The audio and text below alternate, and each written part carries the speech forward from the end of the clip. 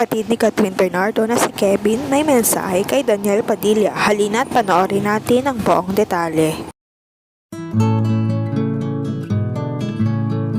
Nag-trending at viral nga ang hiwalayan ng Katniel at hanggang ngayon ay usap-usapan pa rin ito. Samantala, masaya nga ngayon ang pamilya Bernardo sa pagdating na nag-iisang kapatid na lalaki ni Catherine na si Kevin.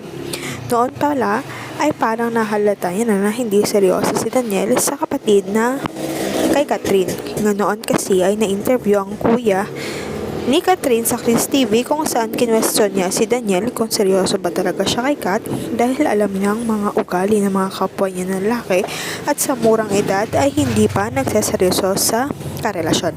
Halata nga kay Kevin na hindi siya nakukumbinsi ni Daniel pero dahil gusto ng kapatid niya na si Kat ay wala siyang magawa kung hindi tanggapin na lamang si DJ sa buhay nila dahil sobrang sikat na rin ng love team nila noon na tinatawag na Katniel. Kung sila man, sana po seryoso siya. Ayoko po kasi yung paglalaroan siya. Pero si Kuya kasi, 3 years na niyang girlfriend niya, di Apo, ba? si Ate Shannon yan. Kasundo mo? Apo. Part of the family na siya. Apo, Kasundo very kasi. supportive.